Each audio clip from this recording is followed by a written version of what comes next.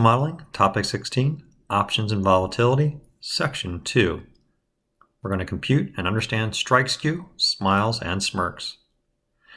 In the last section, we said that according to Black-Scholes, the expected volatility of a stock should be the same for all maturities of an option, for all calls, for all puts, and for all strikes. However, in practice, the implied volatility of in the money, at the money, and out of the money strike prices are different, resulting in what we call volatility or strike skew.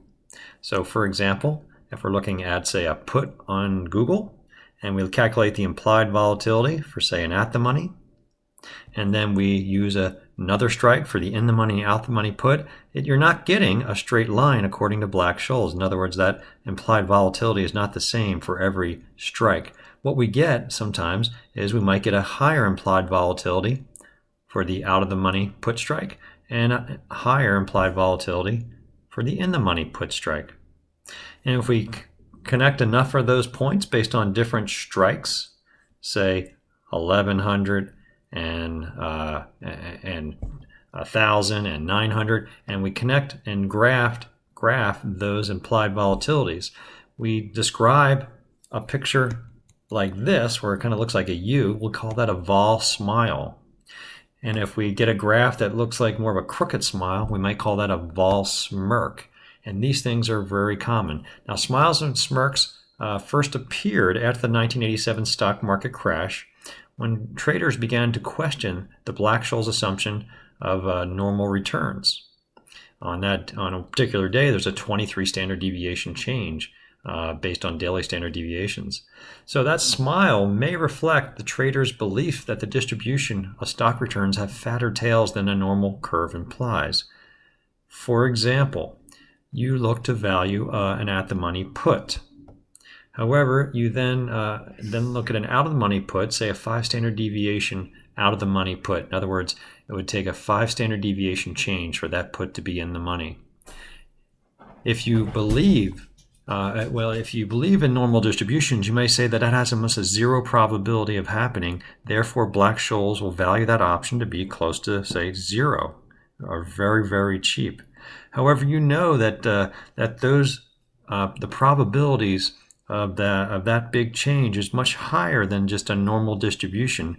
Therefore, you want to buy that option. You start bidding up the price of that out-of-the-money put. And when you bid up the price of an option, what you would do then is increase the implied volatility. Again, someone else sees the higher price, backs into implied volatility, and that's how you can get an out-of-the-money put having a higher implied volatility, because traders believe that option is more valuable because they don't believe in the Black-Scholes assumption of normality. And it could be also for the in-the-money put. However, if it's only for the out-of-the-money put and it then gets flat for the in-the-money put, this might be a belief that only the left tails of the distribution are fatter than normal. So what you get when you have smiles, it may be a belief that there's fatter right and left tails in the distribution. If you get a smirk, it may be a belief that only the left tail is fatter.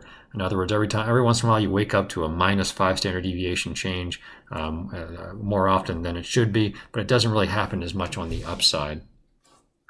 So that is what a vol smirk and a smile are. Now, I just looked at some Google implied volatilities, and I looked at a short-dated option when Google was selling for about 1150. So this is 1150 strike, and this is implied volatility on this axis. And I looked at an 1100 and a 1200 strike on the same maturity date of July 19th, and I got a little smirk. And then I looked at an option that matures a week later, and I got another smirk. And then I looked at an option that matures later that year, and I got a smirk. And then I looked at even a later dated option, and I got another smirk. So what you see is these smirks are very persistent. I almost always see them every time I look, in particular at puts. So that's what strike skew is. It's the graph of standard implied volatilities for a particular call or put, call or put maturity where you vary the strike price.